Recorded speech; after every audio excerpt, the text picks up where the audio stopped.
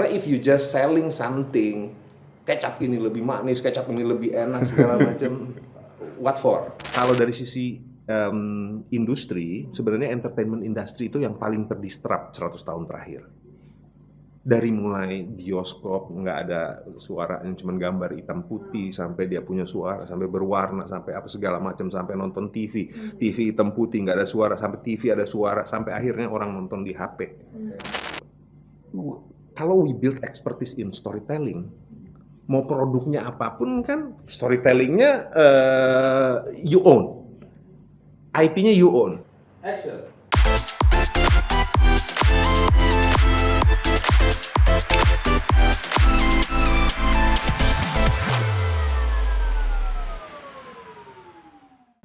Obrigado.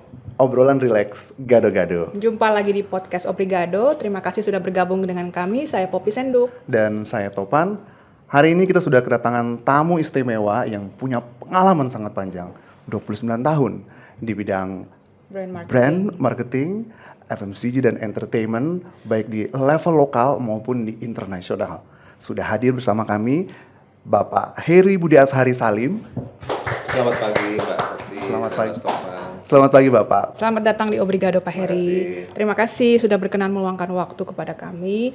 I know you're very busy dan kita sangat beruntung bisa ngobrol dengan Bapak. Pak Heri adalah seorang highly experienced professional audience. Beliau bekerja di bidang strategi pemasaran salah satunya ya Pak ya. Kemudian bergabung dengan Unilever selama hampir 24 tahun ya. Awalnya di Indonesia dulu ya Pak ya.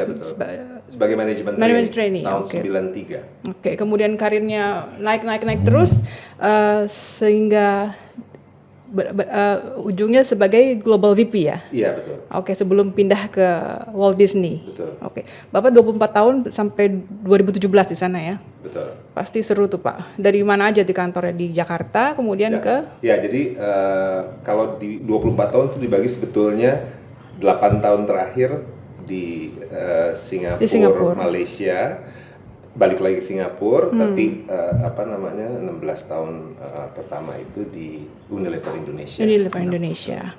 Itu tahun berapa ya Pak? 93 sampai 2009 kalau saya nggak salah. Gimana Bapak pengalaman marketnya waktu itu Unilever? Unilever masuk Indonesia tahun berapa ya? Udah cukup lama saya. Kalau nggak salah pada saat itu tuh ulang tahun ke-60 60-an Unilever pada saat saya pertama kali masuk ya. Zaman saya kuliah itu tuh kesannya adalah saat itu adalah kalau ultimate place untuk kerja itu kalau ke FMCG itu Unilever, kalau ke banking itu Citibank, kalau ke tech itu IBM. Itu jadi tiga itu adalah the big idaman lah ya. Idaman untuk generasi zaman saya dulu gitu. Jadi dream job. Karena skripsi saya mengenai life cycle product, saya ngelamarlah ke Unilever. Ternyata keterima jadi manajemen trainee waktu itu. Oke. Let's start with your childhood deh Pak. Before we go there. Bapak lahir dan besar di mana? Saya lahir sebetulnya di Kuningan, Cirebon, kampungnya ibu saya. Tapi saya orang Sunda berarti ya? Kenapa? Orang Sunda berarti ya? Ada Sunda di sebelah. Tapi saya besar dan tumbuh di Jakarta. Gitu. Jadi anak Jakarta juga. Anak Jakarta, ya.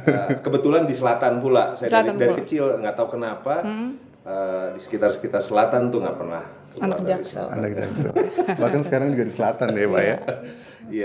Iya. Jadi waktu kecil itu saya sangat suka sekali olahraga. Ada dua hal yang saya tuh tiap hari ada di kepala saya. Yang pertama sepak bola, karena ayah saya selalu bawa saya ke Senayan. Mau pertandingan Persija, PSMS atau PSSI atau lawan Korea, saat itu saya selalu dibawa ke Senayan. Dari mulai pertandingan yang aman-aman aja sampai yang ada panser masuk ke dalam stadion itu saya alami berdua dengan ayah saya. Jadi saya tuh fanatik sepak bola. Yang kedua golf. Kalau golf itu saya dan ayah saya kebetulan sama-sama fanatik. Bahkan sampai serius saya itu masuk junior. Saya itu juara di beberapa kejuaraan di Asia. Oh berarti junior pro juga Bapak sempat? Saya pernah mewakili Indonesia di Piala Dunia. Dari mulai tahun 80 waktu itu. Jadi serius banget golf. To the extent sampai jangan-jangan nih setelah selesai SMA saya mendingan dalemin golf aja, karena dulu pembicaranya itu dengan almarhum ayah saya, apa udah ke olahraga aja nih, seriusin gitu kan. Cuma itu nggak berlangsung lama karena ayah saya meninggal pada saat saya umur 16. Nah itu SMA semacam SMA, semacam jeweran pertama hidup terhadap saya tuh, karena itu You're very close with him ya? not only very close, tapi saya anak laki-laki satu-satunya yang paling tua. Saya punya adik 2. Anak sulung, Pak ya. Nah tiba-tiba kan ya ayah yang memberikan memberikan tempat berteduh, rumah dan segala macam itu nggak ada gitu. Jadi saat itu kita ya harus survive kan. Saya bersama ibu saya itu kita punya buka bakery kecil, toko roti. Jago masak jangan-jangan. Nah itu Di mana, Pak? di selatan juga, di Jalan Kiai Haji Ahmad Dahlan. Apa namanya? Sanders. Zaman dulu tuh terkenal sama ada cake shopnya, ada bakerynya. Kita supply hotel juga lah gitu. Jadi itulah survival mode kita saat itu. Jadi Sering turun ke dapur berarti jadi, Pak ya? ya kalau lagi nggak kuliah saya bolak-balik ya. Saya di situlah nemenin ibu saya ya. Jadi Bapak punya pengalaman sebagai entrepreneur juga ternyata ya? Sedikit. Zaman itu kita nggak sebutnya, ya maksudnya karena keterpaksaan ya. Akhirnya ya sedikit-sedikit lah tahu cara gimana bahan baku, ngurus gaji pegawai, terus liatin menu mana yang laku mana yang enggak dan lain sebagainya ya. Belajar sedikit-sedikit sambil kuliah gitu. Bapak di mana kuliahnya? Saya di UI. Di UI, ambil apa, Pak? Saya ambil business administration. Business administration, oke. Itu. Memang sudah dari awal memang tadinya, you already know what you want to do. Tadinya nggak mau ambil itu, cuman karena akhirnya kita harus ngurusin roti apa segala macam kan, maksudnya akhirnya saya pikir ya udah deh saya ambil business administration aja, karena yang saya ingat adalah saat itu cuman gimana ini toko roti terus bisa memberikan kita hidup dan segala macam gitu kan, karena adik-adik saya masih sekolah dan lain sebagainya gitu kan. Jadi akhirnya udah business administration keterima di UI. Keterima di Tapi UI. awalnya jurusannya apa, Pak, yang diinginkan? Saya pengen sekolah golf, Mas. Beliau mau jadi sport person. Sport person ya. Gitu. Pasti semua orang punya role model Role ya? model ya. Ya. Do you have one atau? Oh definitely. Role model saya itu sebenarnya ada 2 ya. Yang pertama itu ibu saya. Tadinya saya baru beberapa saat mengetahuinya, karena salah satu yang saya pelajari dari beliau itu yang saya nggak langsung mengerti di hari pertama waktu beliau mengatakan gini, Her, kenikmatan yang sesungguhnya itu bukan saat kamu nerima sesuatu loh, tapi pada saat kamu memberi. Saya kan nggak ngerti dulu, ya apa gitu ya maksudnya. Tapi ternyata statement itu couldn't be more truer gitu. Karena the more you give, the more you get something back gitu. The more you feel good gitu. Itu yang yang membekas lah. Iya. Gitu. Oke. Kita bahas tentang perjalanan profesional Bapak dulu ya. Iya, boleh. Sebelum kita ngobrol soal personal lagi, termasuk olahraga yang Bapak jadi passion itu ya. Di Unilever tadi kita sudah bahas perjalanan Bapak selama 20 tahun di 24 tahun di sana. Kemudian pindah ke kantor. Secara umum kan orang taunya Unilever itu one of the big players di FMCG ya, fast moving consumer goods. Apa challenges-nya, Pak? Terutama di market Indonesia dulu, Pak. Betul. Kalau di market Indonesia, Unilever itu kan jadi kalau ada piramida dari strata income masyarakat kan ada kalangan bawah, menengah, sama atas. Kategori-kategori produk Unilever saat itu kan itu memang di tengah. Untuk middle class ya kan, karena jadi dia positioning malah di tengah ya. Di tengah karena untuk yang bawah-bawah itu kita nggak punya low price FMCG saat itu. Jadi itu adalah area yang bisa jadi sort of growth, tapi kita belum punya produknya saat itu. Termasuk yang premium, Karena kalau Unilever itu kan yang premium itu lebih yang branded seperti mungkin L'Oreal yang seperti itu yang lebih untuk icon. Jadi kita hanya expert di middle class. Okay. Our challenge itu adalah how to be part of the consumer's life dengan harga yang lebih premium dibandingin para pesaingnya. Itu kan suatu challenge karena That's not easy, Pak. It's not easy. Yeah. It's not easy. Indonesian market is It's very not, exactly. Yeah. Exactly. Makanya disitulah saya belajar bahwa you have to find a purpose. Your brand have to find a purpose to help the consumer life supaya dia nggak ngelihatnya dari hanya harganya aja. Karena kalau dari secara kualitas kan hampir sama. Sabun cuci, odol, pasta gigi, ya kan hampir sama. Tapi what makes consumer wants to be take that product to be part of their life, itu harus sesuatu yang beyond rasional, ya kan. Nah di situ saya belajar mengenai mulai passionate terhadap how to make that product arrive at the sweet spot of emotionalnya. Ini kan, audience kan. Di situ saya mulai belajar ternyata marketing is the tools untuk mengkomunikasikan itu. Saya kasih contoh ya. Saat itu beauty konsep kecantikan itu didrive oleh industri kan. Semua harus langsing, semua harus kayak foto model, semua harus kayak bintang film dunia segala macam. Actually, do you think it's right? Karena itu kan fake. It's making it a plastic beauty sebenarnya, ya kan. Lalu Dove hadir dengan real beauty campaign saat itu. Forget about that fake plastic. You are beauty as you are. Kamu umur 40 juga kamu cantik, sebagai nenek kamu cantik. You are true beauty, real beauty. For that you just need to moisturize, hydrate your skin. Your beauty as you are. Diambilnya orang biasa dan lain sebagainya. Dan ternyata emang benar. Saya ingat. When you look about it, ya orang yang benar-benar beauty kan bukan skin deep beauty, tapi begitu dia punya kepercayaan diri bahwa dia tuh cantik apa adanya, beauty-nya keluar kan, naturally. Then you don't fight in the unnecessary thing. We stand for something which is universally true. Jadi harus ada universal truth-nya terhadap suatu produk. Karena if you just selling something, kecap ini lebih manis, kecap ini lebih enak segala macam, what for? Hard selling gitu. Tapi if you find the purpose of the product in your consumer's life, the consumers, it's not only consumers, they become fans.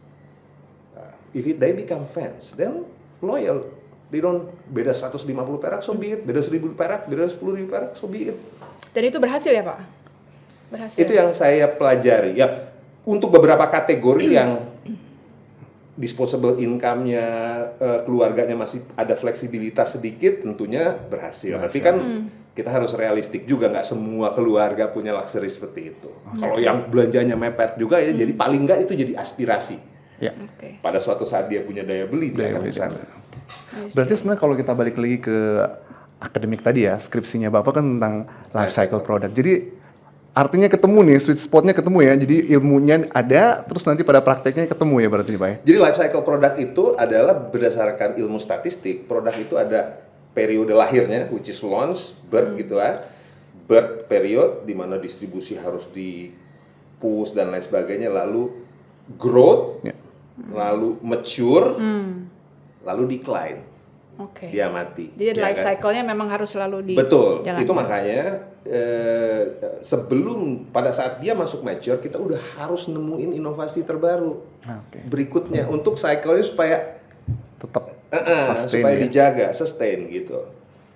Jadi itu yang saya pelajari gitu lah. Nah, untuk supaya growth dan mature-nya lama dan segala macam, itulah finding the right purpose-nya in consumer life itu menjadi penting.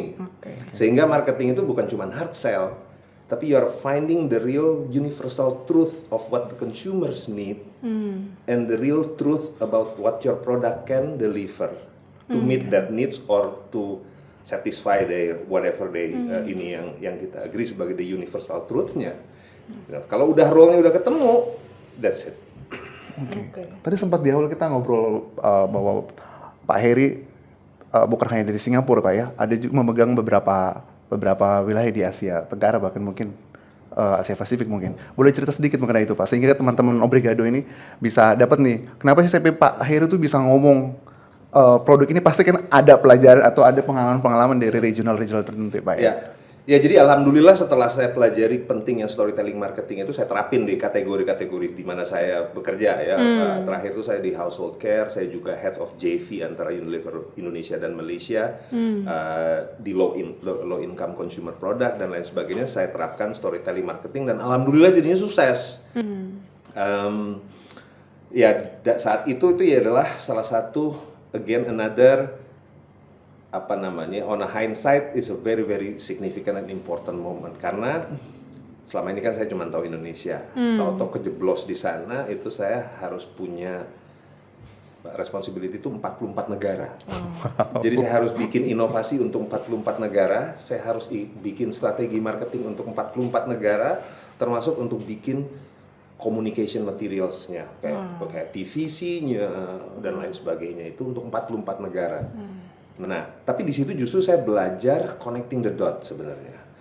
Karena di dalam storytelling itu kan yang di lokal itu saya dig out-nya itu juga mengenai what is the universal truth gitu. Ini banyak distortion tapi one universal truth yang applicable terhadap multiple facet itu kayak mesti kita cari. Kayak 44 negara itu kan mintanya beda-beda. Iya. Kalau saya kasih semuanya satu-satu, kita nggak akan mungkin bisa operate. Iya. Karena bayangin aja berapa pabrik harus produksi produk kita dan berapa communication material saya harus bikin gitu kan. Jadi by trying to find the universal truth, ternyata itu bisa disimplify. Karena banyak sekali insight-insight itu yang sebetulnya underlying motifnya itu sama. Gitu. Jadi dengan kayak begitu, akhirnya kita bisa mensimplify approach kita. Dan juga mempelajari dinamika global trend jadinya seperti itu. Karena apa yang terjadi di Eropa saat ini, dalam 2-3 tahun mungkin akan menjadi additional needs di Asia dan lain sebagainya. Itu membuat kita menjadi antisipatif terhadap inovasi-inovasi apa yang bisa kita lakukan di masing-masing wilayah geografi gitu. Oke. Nah, falsafah storytelling ini berarti applicable ya ternyata ya Pak ya, lintas budaya, lintas generasi. Betul. Now we move to Disney Pak. Ya. Tahun 2017. 2017. Ya, jadi setelah Malaysia saya dipromote kembali ke Singapura untuk heading 2 role. Role pertama adalah head of household care, salah satu kategori itu kayak sabun cuci dan household care itu di Southeast Asia, Australia, New Zealand. Itu pekerjaan pertama. Pekerjaan kedua itu adalah head of global disruptive innovation-nya home care untuk global gitu. Itu saya baru dengar tuh Pak, global disruptive innovate.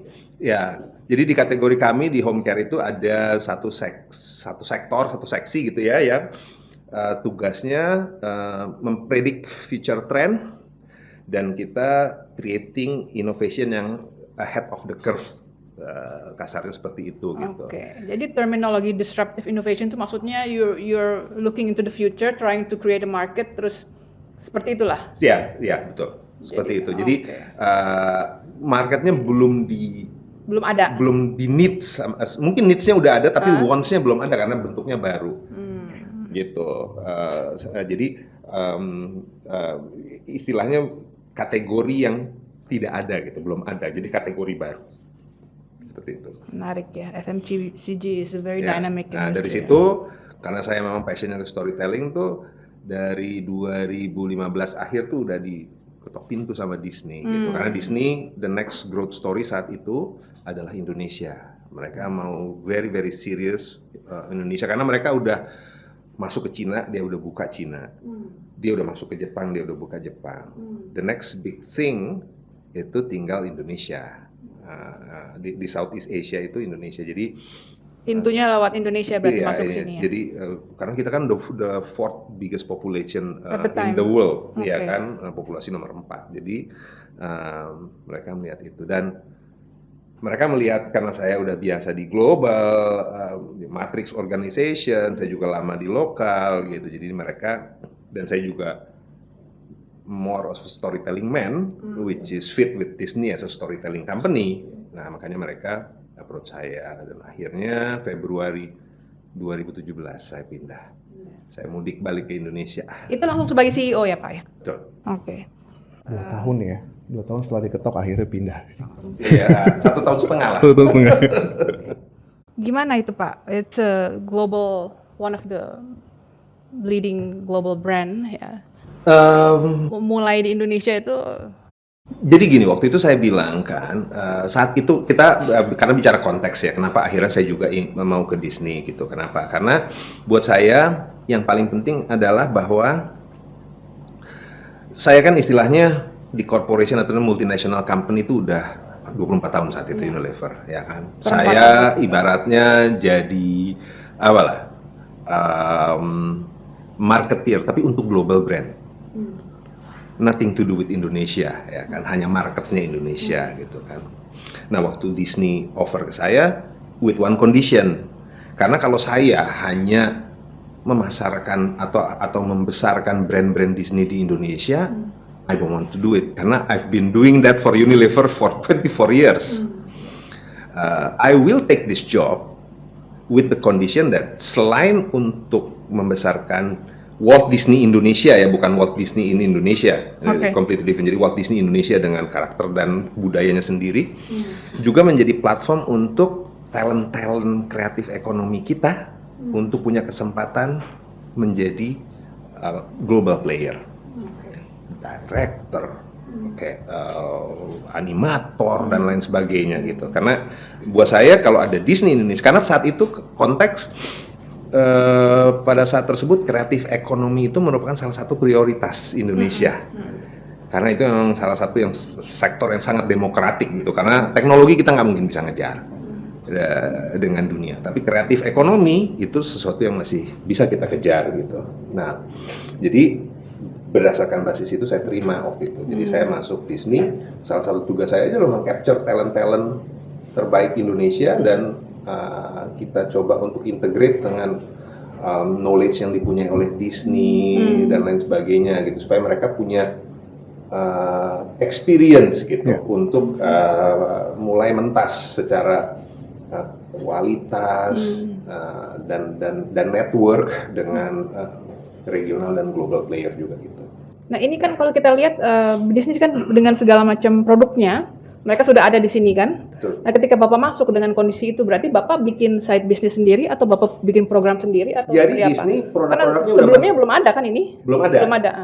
Perusahaannya juga belum ada karena Disney itu masih pakai licensor dari Indonesia, third party lah ibaratnya.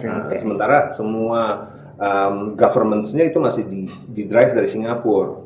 Jadi PT Walt Disney Indonesia itu 2017. Nah di situ ada 3 bisnis yang kita register saat itu. Yang pertama consumer product, licensing business dan lain sebagainya. Lalu media network. Media network itu semua channel yang ada di stasiun TV swasta segala macam itu dari kita. Kayak Disney Channel dan lain sebagainya. Terakhir ya setelah kita akuisisi Fox tuh, Fox Movie, Premium, Discovery itu semua dari kita. Terus yang ketiga adalah studio, semua yang ada di theatrical, kayak film Marvel, Star Wars dan lain sebagainya macam itu dari kita. Itu baru, itu yang terakhir yang nomor 3 tuh baru ya Pak? Di Indonesia sebelumnya belum ada ya? Jadi model kita itu lewat distributor saat itu, tapi entity-nya maksudnya kita kan taxpayer itu masuk ke kita. Karena saya pernah baca Bapak tuh termasuk mengundang local talents untuk berproduksi melalui Disney, itu yang saya ingin tahu gitu. Betul. Karena itu Bapak itu di era Bapak yang Bapak yang mulai kan. Betul. Itu kontribusinya luar biasa untuk dunia kreatif Indonesia gitu. Ya, dibilang luar biasa sih enggak kali yang Bapak. Tapi maksudnya paling enggak ada yang memulai lah gitu. Karena sebetulnya kita itu banyak banget loh talent. Maksudnya talent, potensial talent. Yang masih susah sampai sekarang terus terang nih, kalau di entertainment industry itu adalah storyteller. Storyteller dan actor dan aktris. Actor dan aktris mulai kelihatan nih, maksudnya ada yang ada segala macam gitu ya. Tapi storyteller itu yang paling susah karena director banyak yang potensial bisa kelas dunia. You name it, music dan lain sebagainya banyak. Kita tahu kan ada beberapa yang udah sampai ke Hollywood segala macam, bahkan beberapa filmnya Marvel soundtracknya orang-orang Indonesia, film Aladdin juga soundtracknya orang Indonesia, Marvel bahkan puluhan animatornya itu orang Indonesia dan lain. Jadi kita tuh udah banyak gitu loh menyumbang untuk industri global secara kreatif people gitu ya. Tapi itu kalau kita bisa lock storyteller bagus datang dari Indonesia, produk-produk entertainment kita pasti akan lebih cepat mendunia. Oke, storyteller ini berarti mulai dari pembuat skrip sampai ke sutradaranya kan? Sebelum skrip ya, maksudnya coba deh nonton film Indonesia kan lebih mudah ditebak akhirnya. Rata-rata lebih mudah ditebak ceritanya gitu kan. Maksudnya itu jadi antara ide cerita sampai menjadi suatu produk, storytelling produk itu sebetulnya prosesnya wah rumit banget gitu loh. Pixar itu bisa tahunan di situ aja gitu. Dari mulai draft awal segala macam itu sampai setahun tuh bisa berubah ceritanya gitu. Jadi that serious gitu loh when they treat about the storytelling. Jadi kalau menurut Bapak gimana sih, apa sebenarnya bottleneck nih sampai kejadian nih susah kita punya storyteller? Kita mulai deh, budaya baca kita tinggi nggak? Maksudnya ya kan, artinya yang namanya storyteller, you have to live within the story, you have to have a passion with story gitu kan. Jadi memang agak panjang perjalanannya, tapi bukan berarti nggak bisa gitu loh. Ada sebagian generasi kita juga yang suka membaca. Nah itu tuh harus harus kita tingkatkan dulu gitu loh. Apalagi kita itu banyak sekali potensi story-nya. Mas Topan coba bayangin ya. Sekarang sih udah ada tol Jakarta Surabaya gitu kan, yang pantai utara itu udah ada tol. Tapi kalau di luar tol masih lewat Pantura, itu sebetulnya banyak banget candi-candi yang udah abandon, yang udah rusak. Setiap candi itu storytelling loh. Kenapa jadi sebuah candi itu karena satu motivasi, karena sebuah cerita. Ada yang karena cinta, ada yang karena dendam, ada yang macam-macam. Bayangin kita itu baru satu kultur ya, maksudnya Javanese gitu. Belum berapa puluh. Jadi kita tuh center of the storytelling in the world. Maksudnya kalau dari sisi ramuan bahan baku itu banyak banget. Yang masaknya ini yang jadi. Nah, yang masaknya siapa? Yang masaknya belum ada.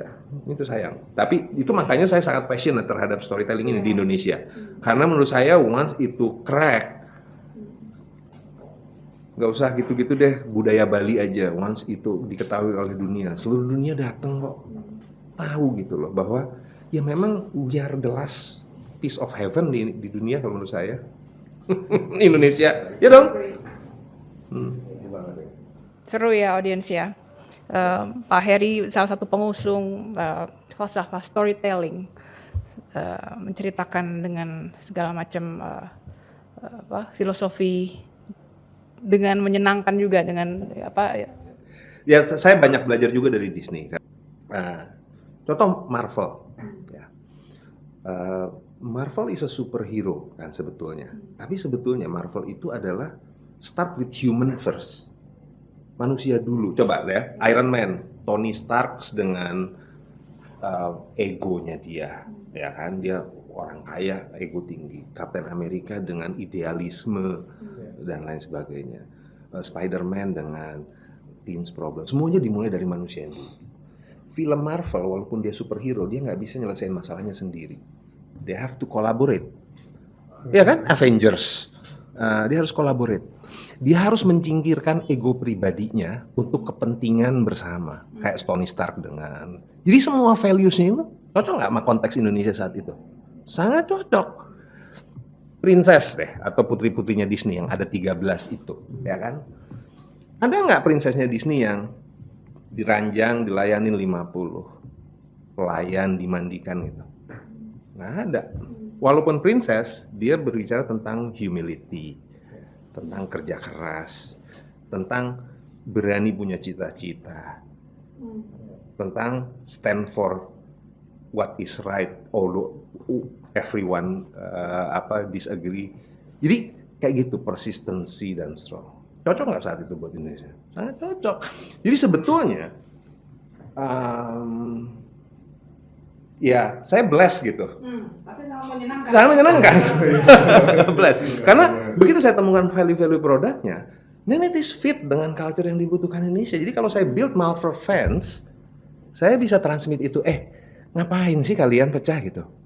Superhero lu aja yang lu kan fansnya Spider-Man, lu kan fansnya Captain America. Lu kan berbeda nih kalau lagi berdua berantem, tapi kan akhirnya lu masuk Avengers lu bergabung bersama. Jadi ngapain lu fokus ke perbedaan?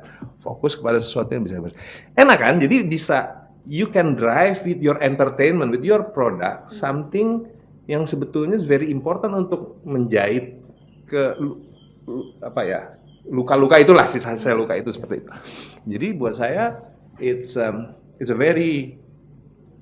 very enlightening 6.5 years with this. Very rewarding.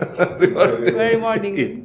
Kita ngomongin film, saya pernah baca tentang tulisan Bapak juga tentang bagaimana passion Bapak ketika kecil itu muncul setelah menonton film Star Wars. Betul nggak itu? Itu dia, itu salah satu blessnya juga. Karena itu kalau saya nggak salah, saya lupa tahun 78 atau di Jakarta Theater. Saya masih umur 10-11 tahun saat itu saya nonton Star Wars. Itu pertama kali loh saya nonton science fiction. Oh my god, itu di ruang angkasa, sesuatu yang nggak pernah kepikiran sama saya, ternyata di ruang angkasa itu seperti itu. Dan saya pikir itu it's the coolest movie all the time saat itu. Jadi keluar dari situ tuh saya ya nggak tahu, pokoknya aduh, itu perusahaan ada di Indonesia nggak ya? Maksudnya saya pengen kerja di situ gitu. Saya pengen kerja di situ gitu.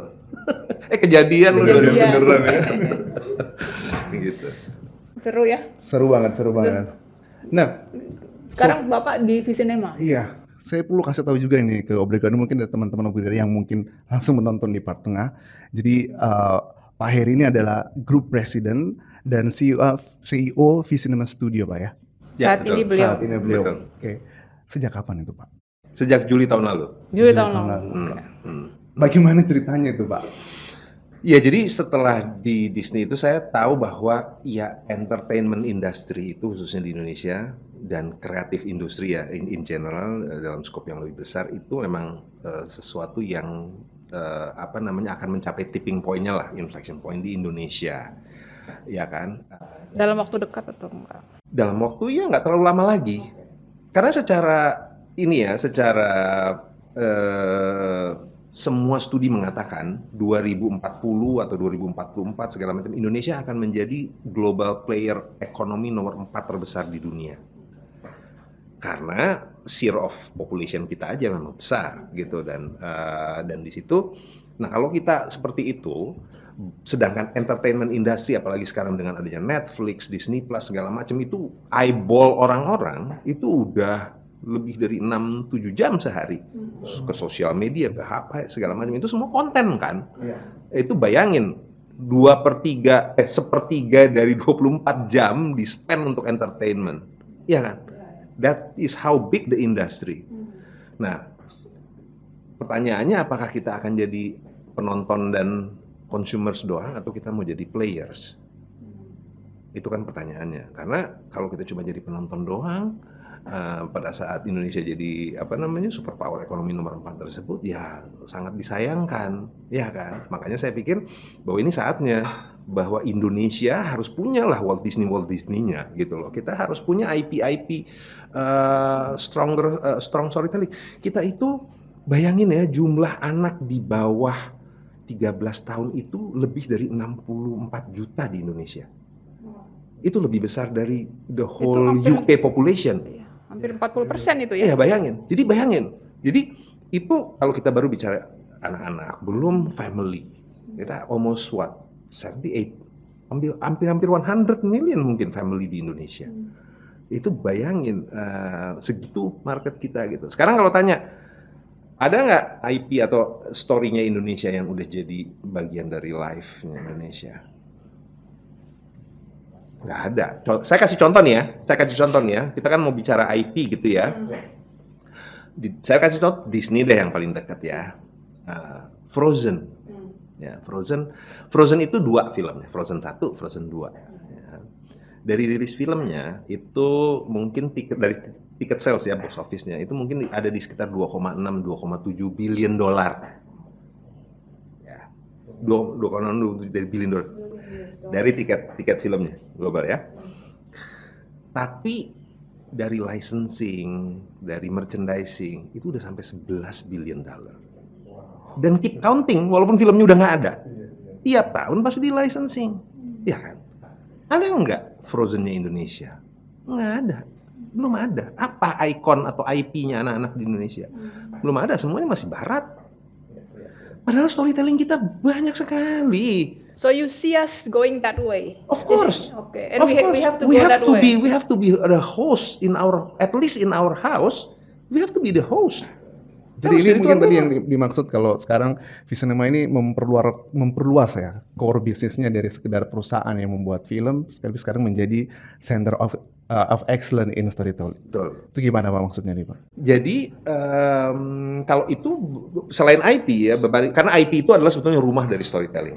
Ya kayak Frozen, universe-nya itu bisa kita, universe-nya Frozen itu beribu-ribu storytelling bisa kita ciptakan dari situ. Sebentar Pak Erik, mungkin buat sahabat-sahabat Brigado mungkin masih terlalu awam dengan IP tadi, boleh diceritakan sedikit Pak? IP itu sebetulnya terlalu mengeneralisasi ya, namanya singkatan dari intellectual property. IP itu. Jadi kalau kita lihat sebuah entity kayak Marvel, itu kita sebutnya IP, intellectual property-nya Marvel. Ya kan, franchise-nya ada Captain America, ada Iron Man, ada apa segala macam. Jadi bayangin dengan satu IP Marvel itu berapa ribu cerita bisa di situ, ya kan? Dan itu evergreen, karena evergreen itu adalah yang seperti tadi saya katakan Frozen, filmnya udah selesai, ya kan? Sekarang kapan terakhir Mbak Poppy sama Mas Taufan nonton kontennya Mickey Mouse? Maybe not in our lifetime. Maybe not in our lifetime. Dulu pernah ada animasinya segala macam, tapi in our lifetime maybe kita belum pernah. Tapi tiap tahun dia masih menghasilkan billions of dollar. Why? Because that's the power of IP. That's the power of storytelling. Karena storytelling itu gini, kalau kita melakukan konvensional marketing, ya kan, kita melakukan konvensional marketing. Oh, produk ini lebih bagus karena formulanya begini, bla bla bla begitu ya. At best, you will get consumer yang beli, ya kan? Wah, tapi marketingnya lebih hebat lagi segala macam. Ya, at best, you will get loyal consumers. Oke? Loyal consumers, segimana loyalnya tetap consumers. Turunannya segitu doang ya? Bukan itu aja, bukan hanya turunan segitu doang. Begitu kita mau upgrade jadi premium, dia masih mikir. Atau tiba-tiba besok ada kualitas produknya sama, harganya cuma 50% dari itu. Pindah nggak? Ya pindah, ngapain? Mendingan gue tabung ininya buat keperluan gue yang lain gitu dan segala macam. Oke. That's the content. Storytelling itu what they create is not consumers. It's fans. Fans. Saya fansnya Star Wars kan? Iya. Saya udah punya mungkin 20 lah kaos Star Wars, ada yang Darth Vader, ada yang apa segala macam. Besok saya ke Disneyland, saya ngeliat kaos baru, saya beli nggak? Beli. Saya lihat bolpen saya udah 11, ada bolpen baru, apalagi ada special editionnya Lucas gitu, ada buku. Saya beli dong. Kalau saya punya uangnya ya, pasti saya beli. Karena fans itu attachment-nya ke emotional level. That's how you build IP, that's how you build storytelling. Bisa nggak kalau saya bahasakan? Jadi this is another level of brand management sebenarnya. Cuman ini kan sebenarnya seperti mengelola brand kan? Betul. IP ini. Betul. Contoh Manchester United. Manchester United itu fansnya nggak ada tuh demografik mesti umur segini, enggak, dari nenek-nenek sampai anak umur 5 tahun ada. You know what I mean? It's more like a cult marketing. Oke. It's becoming gitu loh. Kayak because kalau kita udah ngefans, kita udah nggak ada rasional, nggak punya konsiderasi rasional. Right or wrong pokoknya. Kita ngefans. That is how you build loyalty to the emotional level, ya kan? It's true storytelling gitu. Jadi IP atau entertainment product gitu ya, you have to aim for that gitu. For emotional relationship. Karena kalau cuma nonton audience, one off show segala macam, nggak kelar-kelar bisnisnya. Karena gini, kalau bikin film, kadang box office, kadang enggak kan? Bisa berhasil, bisa enggak. Gitu. Berarti tiap tahun bisa begini, bisa begini, bisa begini. You cannot sustain that business. No, that's why you have to build an IP di mana itu jadi rumah yang orang ngefans. Jadi mau kita bikin seriesnya, mau kita bikin filmnya, James Bond deh. James Bond is an evergreen IP. Tom Cruise, Mission Impossible is evergreen IP. Tiap keluar box office, ya kan? Karena that's how you treat the rumah of the storytelling gitu. Nah, Indonesia udah punya, belum punya. Ya, apakah Visinema sanggup sendiri? Nggak sanggup, tapi kita harus mulai. Kita justru mengundang yang lain untuk ayo mulai juga berpikir gitu loh. Karena market kita sangat besar. Gitu dan kita harus jadi tuan rumah gitu lah, istilahnya begitu, idealismenya kan seperti itu, tapi ya paling nggak kita mulailah gitu. Yang sudah berjalan seperti apa ini Pak? Oh, kita udah punya beberapa IP, kayak contohnya Nusa itu adalah IP-nya Visinema, itu udah lebih dari 9 juta followers di YouTube-nya dan lain sebagainya. Ada beberapa yang kita sedang develop, belum bisa kita share, tapi it's going to be something very very exciting karena of course there is a space called a band of brothers, a band of friends, there's a scope of family child education dan lain sebagainya, sesuatu yang banyak karena semua IP yang evergreen sifatnya itu mostly happen in kids and family. Ya kan? Karena kids and family itu dia setiap periode pasti perlu ada keluarga yang punya anak 5 tahun ke bawah atau 10 tahun ke bawah, perlu belajar motorik, sensorik, warna, musik dan lain sebagainya. Itu stay. Lifespan-nya juga lebih panjang ya Pak ya? Iya, seperti itu. Dan stay. Karena kalau film misalnya, storytelling kan ngikutin generasinya. Kalau sekarang misalnya, kalau zaman dulu mungkin ngikutin generasi milenial ya, flavornya milenial seperti apa gitu. Kalau sekarang mostly kan Gen Z tuh. Nah, Gen Z juga mungkin flavornya beda gitu. Tapi kalau kids and family, at any point given of time selalu ada keluarga yang punya anak di bawah 10 tahun dan lain sebagainya. Jadi universal truth-nya itu gitu ya Pak ya? Iya, jadi dia lebih terframing gitu. Prospeknya gimana Pak di Indonesia? Iya, sangat besar. Sangat besar ya? Sangat besar. Cuman memang bukan pekerjaan mudah. Karena kan sekarang orang terekspos dengan semuanya. Maksudnya kita so many distractions ya. So many distraction dan lu kalau nggak menang lawan IP luar negeri lu nggak akan ditonton. Karena dia bisa akses kapan aja, ya kan, kemana aja. Jadi if you want to be part of the conversation, you have to have a good quality storytelling in form of your good IP gitu. Otherwise you will not get the audience or the fans that you. The fan base-nya nggak ada. Fan base-nya nggak akan jadi. Gitu. Tantangannya apa Pak? Kalau dibandingin mungkin khususnya untuk Indonesia ya Pak ya, dan di zaman Gen Z ya sekarang ini, tantangannya seperti apa itu Bapak melihatnya? Iya, jadi format storytelling kita dalam artian maksudnya gimana, apa sih yang cool buat mereka gitu, apa yang what makes it tick buat mereka. Karena kan saya datang dari generasi yang beda banget nih gitu. Tapi untungnya di Visinema ini semuanya anak-anak muda gitu kan. Jadi they can build their sense gitu dan lain sebagainya dengan something yang relevan. Karena untuk bisa jadi evergreen itu kita nggak bisa cuman aim misalnya kita kan bisa macam-macam nih rutenya, ada yang bisa bikin film misalnya atau bikin series atau bikin sosial media konten atau bikin musik, apapun bisa jadi evergreen IP startingnya ya. Katakan misalnya film, kalau kita cuma berpikir hanya ini harus 5 juta penonton, but that's it, itu percuma karena it's just once off. That's not the intention gitu loh. Kita nggak mau ini once off gitu. We have to build a story that people will love and cherish. So then every time we tell the same the different story in the same universe, they will continue to follow gitu. Oke. Ya, kayak fansnya Marvel akan ngikutin terus Marvel Jadi gitu kan. fans, Gitu. Ada film baru pasti nonton. Nonton. Penggemar James Bond nggak mungkin. Nggak mungkin. Sejelek-jeleknya gue pengen tahu sejelek apa sih dia, ya kan?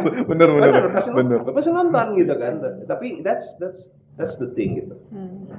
Proses distribusinya gimana Pak kalau saat ini untuk V-Cinema? Ya tergantung produknya ya, karena kita tuh ada macam-macam. Kita punya V-Cinema Pictures and then V-Cinema Studios untuk Kids and Family. Kalau itu apa namanya big screen produknya ya kita punya exhibitors ya, XX1, Cinepolis dan lain sebagainya. Kita punya distribution team di dalam.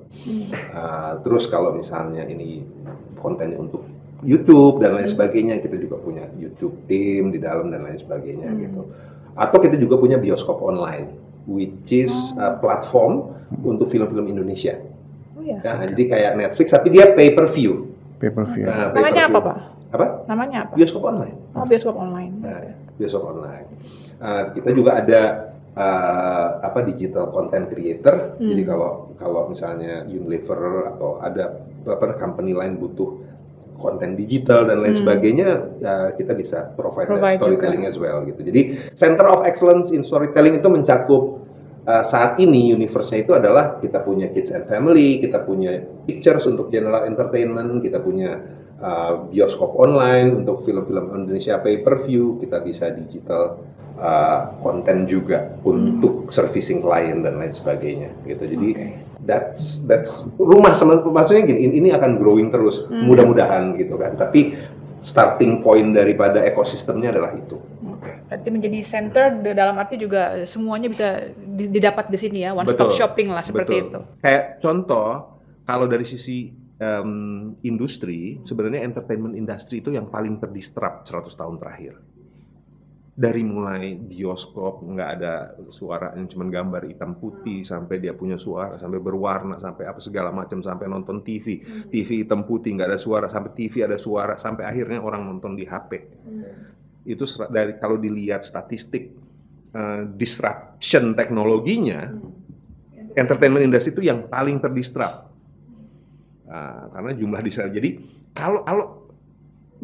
kalau we build expertise in storytelling, mau produknya apapun kan storytellingnya you own, IP-nya you own. Sekarang mungkin dengan adanya OTT, Netflix dan lain sebagainya, orang nonton di Netflix segala macam. Siapa tahu 5 tahun mendatang tiba-tiba platformnya berubah. Karena OTT platformnya ini baru loh. Sebelumnya kan nggak ada. Sebelumnya orang nonton ke bioskop, paling nonton di TV gitu, ya kan. Tapi sekarang at any time, anywhere you want to watch you can gitu loh dengan OTT platform kan. Belum tentu nih 2-3 tahun ke depan nggak ada disruptif lagi gitu. Ya. Kalau kita build our expertise at the storytelling level, produknya mau apapun kan nggak ada masalah. Highly adaptive ya, jadi kita, mediumnya apapun dan segala macam tetap. So that's why kita kita decided untuk look, if you want to build the expertise, the role in this industry, the role untuk menjadi tuan rumah di Indonesia pada saat inflection point di entertainment industry, ya we are now in the storytelling gitu. Kalau tadi as a house gitu Pak, tadi kan sudah ada sebutin mulai dari Kids and Family, Pictures, bioskop, dan digital. Masih ada lagi nggak ruang yang belum terisi ini? Banyak. Storytelling itu kan banyak, form storytelling banyak. Podcast is a storytelling format. Ini podcast ini kan storytelling, ya kan?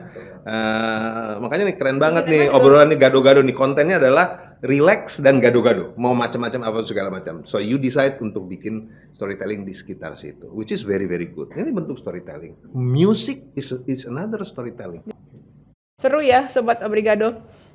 Saya berharap kita bisa ngobrol lagi dengan Pak Heri di lain waktu. Kita explore more areas from kehidupannya. Tapi saya masih ada satu pertanyaan sedikit nih. Boleh Mas Sofan. Ini Pak Heri, denger nih, kan memang bisnisnya dari di entitas sebagai bisnis kreatif itu. Tapi katanya V-Cinema ini dijalankan dengan sistem manajemen ala-ala perbankan gitu. Jadi agak sistematis dan terukur. Itu bisa dijelasin nggak Pak? Sebenarnya nggak terlalu tepat itu aja sih, maksudnya artinya visi nama ini juga kan maksudnya bisa dikatakan shareholder-nya bukan cuma satu orang gitu ya, macam-macam. Jadi kita juga harus, while kita punya visi dan kita punya misi serta project untuk mendeliver misi tersebut, mencapai visinya, ya kita harus selalu ini kan apa namanya wise dalam, karena opportunity kan banyak. Sementara building evergreen IP dan lain sebagainya juga membutuhkan investasi di depan, mungkin returnnya baru nanti belakangan dan lain sebagainya. Jadi kita harus balance antara bagaimana menavigasi supaya nggak semuanya cuma investment di depan, tapi nggak ada revenue-nya. Sementara kita deg-degan nunggu revenue-nya. Jadi it's just how you balance your investment and priority sebetulnya. Karena opportunity-nya banyak sekali, kita bisa tinggal pilih aja gitu. Tapi we have to be wise enough to understand bahwa this company is also have to be profitable dan lain sebagainya gitu. Sebetulnya itu. Jadi ya seperti itulah. Tapi itu juga another keseruannya, karena buat saya kan baru. Saya belum pernah di local company, ini pertama kali saya di local company. Iya dong, kecuali toko roti. Tapi sebenarnya kan memang ada hubungan banget ya, memanage 44 negara dengan promotional material yang berbeda-beda, itu membawa banyak insight nggak Pak ke Visinema menurut Bapak? Iya sangat, karena juga film gitu, kalau kita mau bikin film yang kontennya sifatnya global box office, Disney kan gitu, dia tentpole, dia nggak banyak bikin film, dia sebutnya tentpole, tapi film itu harus universally accepted globally. Untuk itu kan kita harus tahu universal insights-nya, universal truth-nya, gimana storytelling-nya untuk mengakomodate itu. Karena kalau storytelling-nya nggak klik di negara lain, ya gimana gitu kan. So that's what we learn gitu. Makanya it's very very exciting karena banyak sekali potensi. Kalau Korea aja bisa, Korea kan dapat Oscar dong dari Parasite, iya kan? Karena Korea aja bisa, masa Indonesia nggak bisa? Indonesia lebih kaya hasanahnya. Dan beberapa film-film terakhir yang nominasi Oscar pun juga banyak yang ambil mengenai Korean immigrants dan kemudian makanya Mas Topan doain supaya cepat-cepat orang Indonesia bisa ada hadir di situ. Amin, amin. Ya kan? Karena kalau udah kayak gitu, itu akan ngebuka Pandora box. Ya kan? Kita hanya butuh satu trigger, entah itu apa ya, festival atau segala macam, untuk buka Pandora box bahwa ternyata Indonesia bisa. Paling enggak dari sisi krunya, talent-talentnya dan lain sebagainya. Karena begitu terjadi collaboration, international co-production dan lain sebagainya, itu akan terjadi transfer of knowledge yang luar biasa. Dan orang talent-talent lokal kita akan diajarin gimana caranya being professional in dealing with this business. Karena yang udah dua saya lihat, saya kan udah lihat global production, Disney quality production seperti apa, dan saya udah lihat local production seperti apa. Itu sekarang gapnya masih lumayan dari sisi profesionalisme. Kalau di sana itu udah nggak ada jeda 1 menit, maksudnya nggak ada deviate. Kalau production bilang 933 ini nyala, 933 itu nyala. Nggak ada Pak Bibu ke 935, 936 nggak ada. Dan udah nggak banyak ngomong, klak-kluk jalan gitu. Yang sifatnya seperti itu nggak ada, kecuali yang kreatif yang pada saat take atau apa segala macam itu akan terjadi. Tapi persiapan ruang, lampu, apa segala macam itu hampir nggak ada, udah nggak banyak ngomong karena dia udah tahu semua dengan time sheet-nya dia harus ready jam berapa, takut gitu. Highly efficient. Tapi kita bisa kan situ Pak? Bisa, makanya kalau terjadi satu co-production misalnya kan itu tertransmit tuh. Kalau kita cuma ngomong begini di sini nggak akan kejadian gitu loh. Tapi begitu kecemplung di dalam proyeknya itu akan tertransmit. Sebentar nih Pak Heri, ada dari yang mau bertanya ini dari audiens. Silakan. Pak Heri, Ya. saya sering nonton film Indonesia dan saya amatin kenapa kok sekarang itu banyak sekali ya film horor itu dan diminati banyak orang di Indonesia. Nah, Visinema apa juga ikut terjun di membuat film-film horor? Karena saya cek cuma Visinema yang jarang banget film horornya gitu. Itu apa itu visi misinya atau apa sih alasannya itu apa? Kok nggak ikut-ikutan yang lain gitu loh. Terus satu lagi Pak, saya kemarin nonton film 13 Bom. Saya merasa ya, film itu sejauh ini adalah film action yang saya lihat, menurut saya yang cukup yang terbaik lah menurut saya. Action, lighting, kecuali itu tadi biasanya kelemahan film Indonesia kan soal skrip ya. Nah itu yang saya lihat di film 13 Bom. Tapi filmnya saya melihat, saya pengamat visual Pak. Oh, oke. Ya, jadi film 13 Bom secara visual luar biasa, keren banget gitu ya. Beda sama film-film action yang lain gitu ya. Nah itu tadi 2 pertanyaan itu, silakan Pak Heri. Saya mau lihat dengar apa sih alasan itu. Banyak banget film horor itu dan disukai gitu. Pak Weda, terima kasih banyak Pak Weda pertanyaannya Pak Weda. Ini insights pribadi saya ya Pak ya, karena belum ada validasi secara empirik ya. Tapi gini, yang pertama adalah sebetulnya semua film tuh punya potensi di bioskop. Tapi yang paling besar itu sekarang ini horor dan komedi. Kenapa? Gini, film dengan storytelling biasa, katakanlah drama, romance gitu ya Pak ya. Sekarang orang punya pilihan, gue nonton di bioskop atau nonton di Netflix, atau nonton di TV, atau nonton di mana gitu ya. Tapi kalau serem, sama horor ngerasain serem, itu kayaknya enakan sama temen-temen. Berjamaah gitu Pak. Berjamaah, seremnya berjamaah. Atau serem sama pacarnya. Nah, ya kan, ada yang minta dipegang atau gimana, saya nggak tahu ya. Tapi maksudnya, iya kan, jadi kenapa itu no-brainer orang kalau horor, orang pengen bikin film horor, karena itu orang ke bioskopnya lebih gampang Pak. Karena experience gitu ya. Nah, V-Cinema memang tidak secara langsung ada di horor, tapi kita juga punya auxiliary investment company di mana kita invest di film-film horor Pak. Karena buat kami secara storytelling kita nggak fit untuk horor. Seperti yang Bapak, kita lagi mau improve storytelling kita dan lain sebagainya, dan ini yang bukan berarti kita tidak bermain di horor, tapi kita lakukan melalui cara lain gitu ya. Tapi kan masa masyarakat Indonesia mau kita educate dengan horor terus Pak? Iya kan, maksudnya jadi, tapi yang seperti saya bilang di awal-awal Pak, secara storytelling memang kita masih harus improve.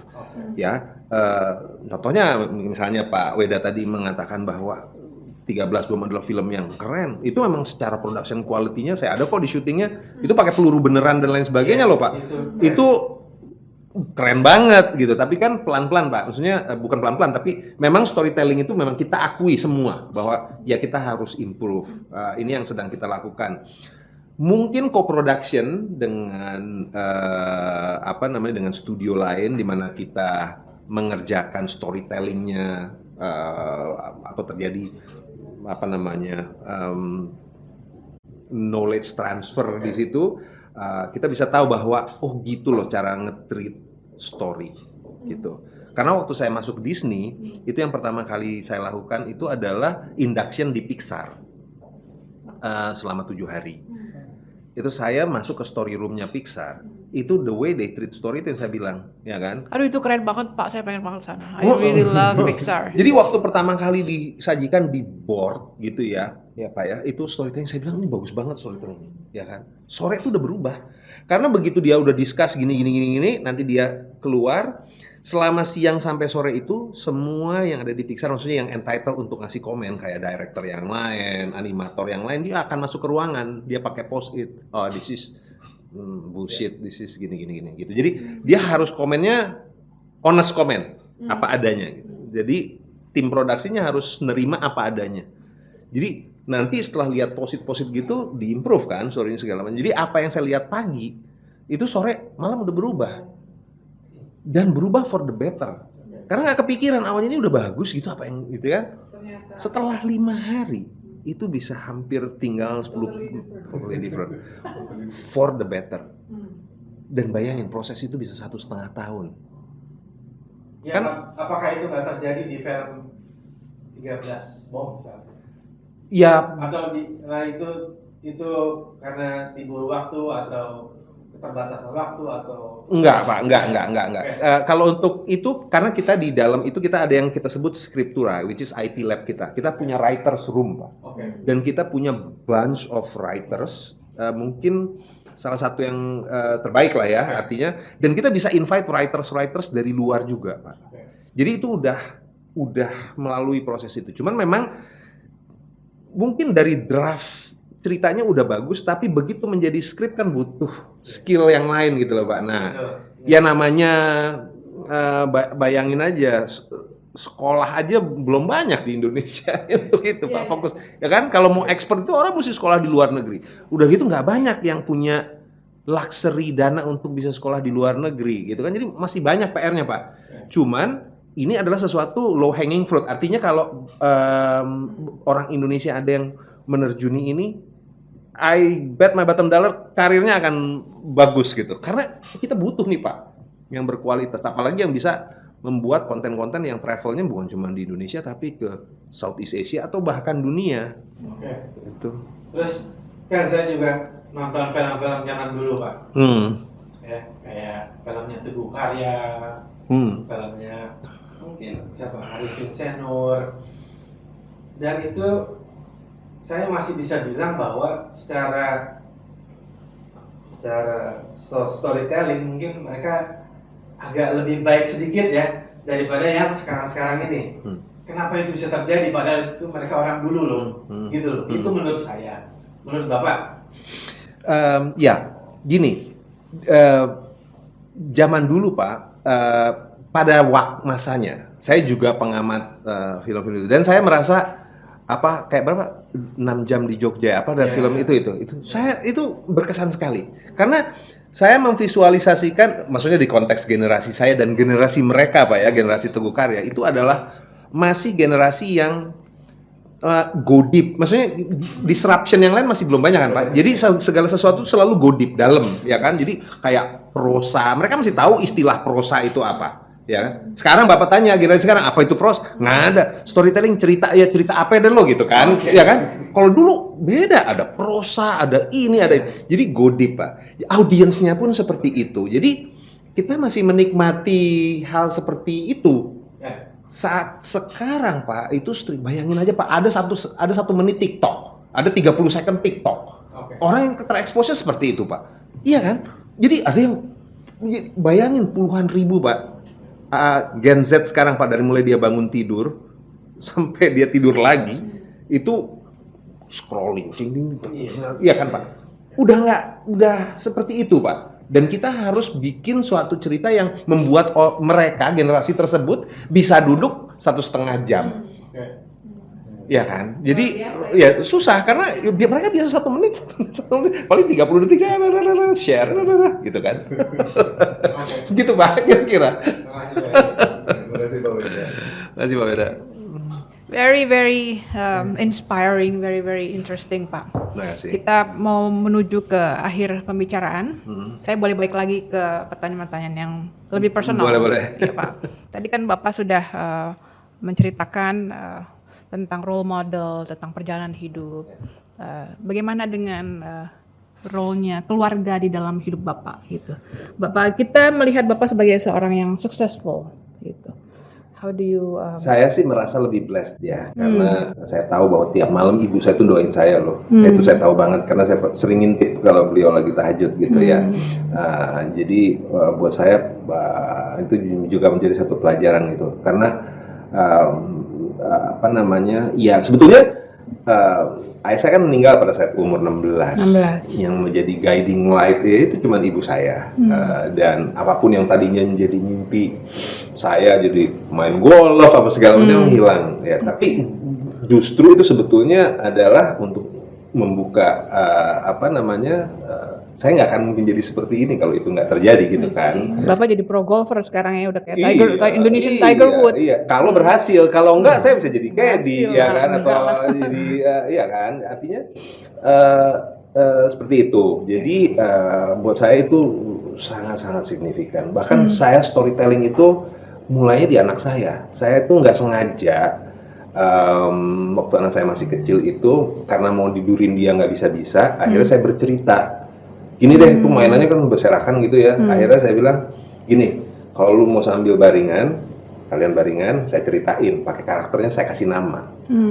Itu ternyata jadi big hit karena saya bisa bikin Harry Potter ketemu si Kancil, apa segala macam. Ya, mereka nggak kira-kira gitu ya kan, Spider-Man ketemu ini segala macam. How lucky they are. Ya, how lucky I am sebetulnya. Yeah. Karena I got to see their face, their laughter every single night gitu.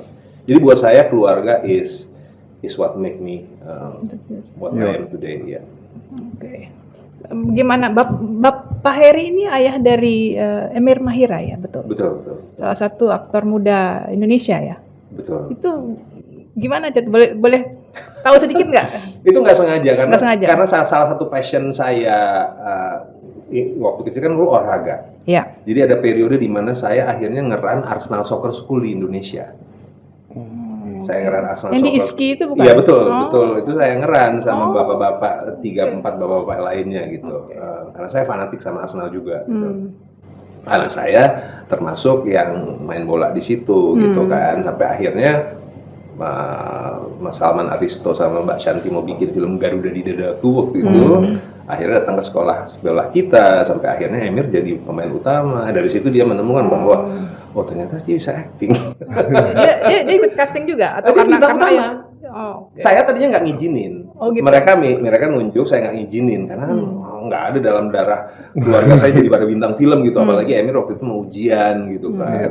Tapi akhirnya karena semua diskusi kondisinya dipenuhi, akhirnya ya udah saya. Ternyata filmnya sukses. Dari situ ya akhirnya Emir decide dia mau jadi aktor ya. Jadi he's already decided. Iya. Dan ayahnya mendukung. Ibunya buat saya kan apapun ya. Itu bahkan malah menurut saya ada satu tips nih kalau saya boleh kasih buat teman-teman apa namanya? Obrigado ya. Sobat Obrigado.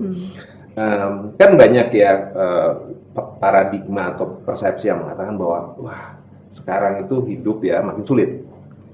AI banyak akan menggantikan role dan lain sebagainya. Kalau saya ngelihatnya sebaliknya.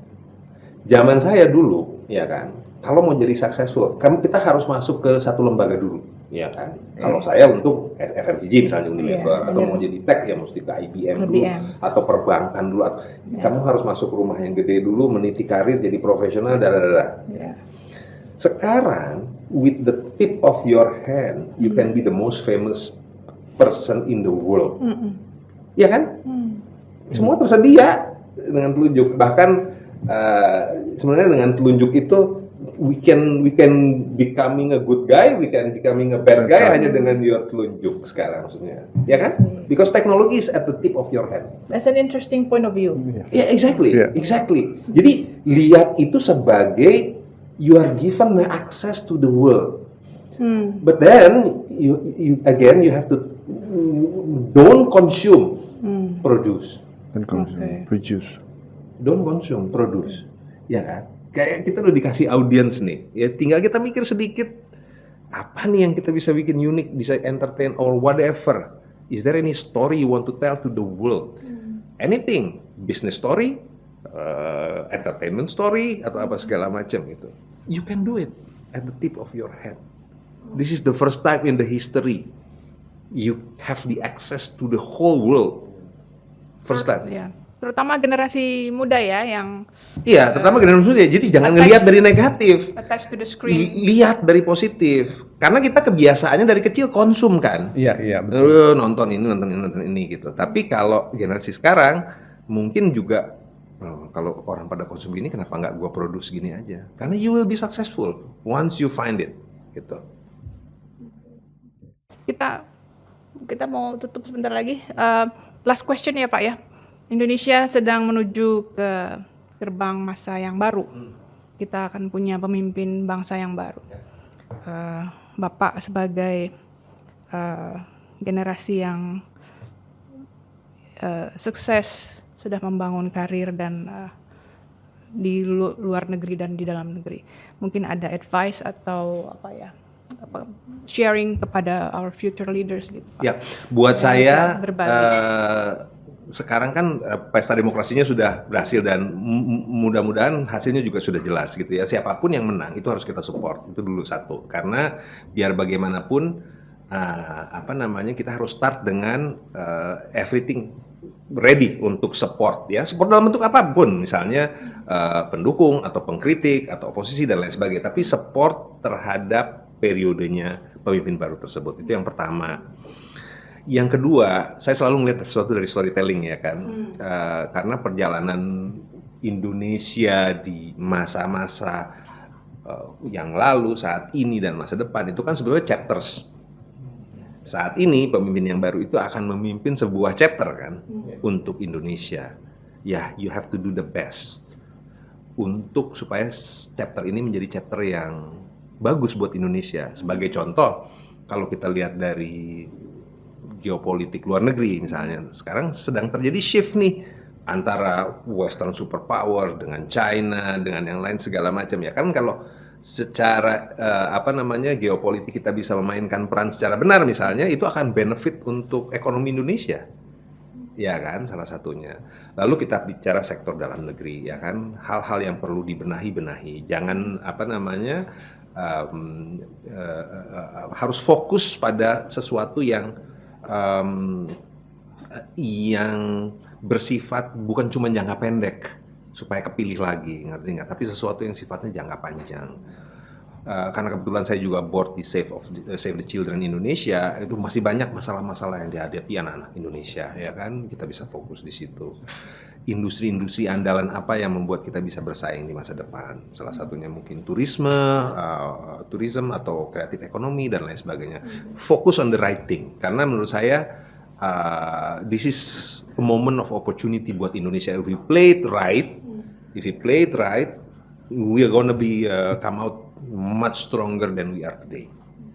Tapi we have to play it right, both in terms of international geopolitical as well as focusing on the right domestic priorities. Itu aja sih sebenarnya. Nah, kiat untuk anak-anak muda yang misalnya menjadikan Bapak role model untuk menjadi sukses seperti Bapak apa? Mungkin one or two words gitu. Kalau saya, kiatnya Bapak apa? Kalau saya sih selalu berpikir dari sisi positif ya. Saya orangnya positif, Think optimis, positively. think positif. Saya selalu optimis. Karena dari semua aspek itu selalu ada aspek positifnya, selalu. If you focus on the positive, you will find it. Itu sih, ya mudah-mudahan. Terima kasih banyak nih Pak Heri untuk sama-sama. kesempatannya di Mas Topan, Obrigado. Kita Mbak Bopi. sangat bersyukur bisa dapat sesuatu yang sangat inspiratif. Mudah-mudahan ada manfaatnya buat Sobat Obrigado. Jangan lupa Sobat Obrigado untuk like, comment, subscribe. Mau komen suka juga oke, mau nggak suka juga oke. Jadi bisa buat banyak opportunity buat kita Pak ya. Nggak harus selalu semua suka gitu. Dislike juga something that we can work on it. Baik, kita ada sedikit oleh-oleh ini Pak. Waduh. Souvenir. Sebenarnya dari kami Pak. Terima kasih banyak. Ini padahal saya paling jarang lo pakai jas. Bagus nih. Terima kasih ya. Terima kasih banyak Pak Heri. Baik Sobat Obrigado, kita selesai sampai di sini. Terima kasih banyak Pak Heri. Kita tutup, sampai jumpa di episode Obrigado lainnya.